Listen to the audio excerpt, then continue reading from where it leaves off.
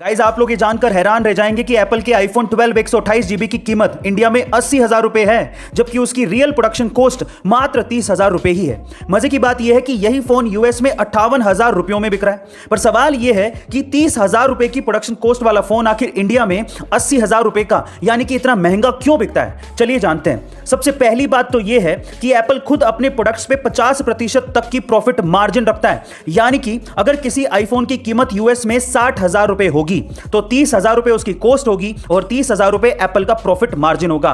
लेकिन इसके अलावा जब यह फोन इंडिया में आता है तो उस पर 18% की जीएसटी और 30% की इंपोर्ट ड्यूटी लग जाती है और इसी वजह से 30,000 रुपए का फोन 80,000 रुपए में बिकता है। गाइस यही इसके पीछे का रीजन है। क्या आपको इसके पहले तक ये रीजन पता था? और अगर नहीं तो कमेंट सेक्शन में जरूर लिखेगा और ऐसे अमेजिंग वीडियोस के लिए share, subscribe and like. India में ऑनलाइन गेमिंग की लत आजकल युवाओं में बढ़ती जा रही है। जहां एक और बहुत से बड़े बड़े लोग ऑनलाइन गेमिंग को एक बहुत बड़ी इंडस्ट्री बता रहे हैं, वहीं कोई भी इंडियन यूथ पर इसके दुष्प्रभावों की बात तक नहीं करता।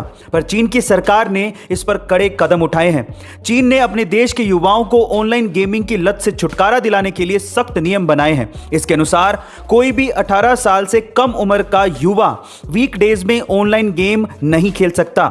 इवन वीकेंड्स में भी रात को 8 से लेकर 9 बजे तक ही ऑनलाइन गेमिंग अलाउड है। इसके अलावा मंथली वो गेम्स पर $62 यानी कि 400 युआन से ज्यादा खर्च नहीं कर सकता। गाइज क्या आपको भी ये लगता है कि अब वक्त आ गया है कि इंडिया में भी ऐसे सख्त नियम लगाए जाने चाहिए? कमेंट सेक्शन में जरूर लिखेगा और ऐसे अमेजिंग वीडियोस के लिए शेयर, सब्सक्राइब एंड लाइक। मिलते अगली वीडियो में। कई बार हमें अपना मोबाइल चार्ज करने के लिए पब्लिक चार्जिंग स्टेशंस या फिर किसी और के लैपटॉप या वर्क कंप्यूटर पे लगाना पड़ता है। लेकिन इस केस में हमें यह डर बना रहता है कि हमारे मोबाइल का इंपॉर्टेंट पर्सनल डेटा कहीं कॉपी या ट्रांसफर ना हो जाए, क्योंकि हैकर्स का या फिर डेटा चोरी करने वालों का कोई भरोसा नहीं है। पर इस चीज से छुटकारा दिलाने के लिए एक डिवाइस आ गया जिसका नाम है USB कॉन्डम। जी हाँ गाइज, शर्माइए मत, यही इसका एक्चुअल नाम है। अब ये डिवाइस कैसे काम करता है? ये एक ऐसा डिवाइस है जो कि मोबाइल को एक्सीडेंटल डेटा ट्रांसफर से बचाता है। ये डेटा ट्रांसफर की पिन को ही ब्लॉक कर देता है और सिर्फ पावर फ्लो को ही अलाउ करता है, जिससे मोबाइल सिर्फ चार्ज हो सकता है और डेटा ट्रांसफर होने का खतरा खत्म हो जाता है। गाइस आपको इस डिवाइस के बारे में जानकर कैसा लगा कमेंट सेक्शन में जरूर लिखेगा और ऐसे अमेजिंग वीडियोस के लिए शेयर, सब्सक्राइब एंड लाइक। मिलते हैं अगली वीडियो में।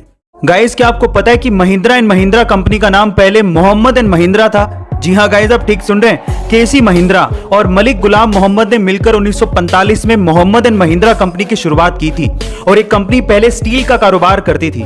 लेकिन 1947 में इंडिया और पाकिस्तान के सेपरेशन के बाद गुलाम मोहम्मद ने पाकिस्तान जाने का फैसला किया, तो फिर केसी महिंद्रा ने अपने भाई जेसी महिंद्रा को अपना बिजनेस पार्टनर बनाया और उसके बाद इस कंपनी का नाम पड़ा महिंद्रा एंड महिंद्रा। गाइस क्या आपको इसके पहले तक ये अमेजिंग फैक्ट पता था? और अगर नहीं पता था तो कमेंट सेक्शन में जरूर लिखेगा और ऐसे अमेजिंग वीडियोस के लिए शेयर, सब्सक्राइब एंड लाइक। मिलते हैं अगली वीडियो में।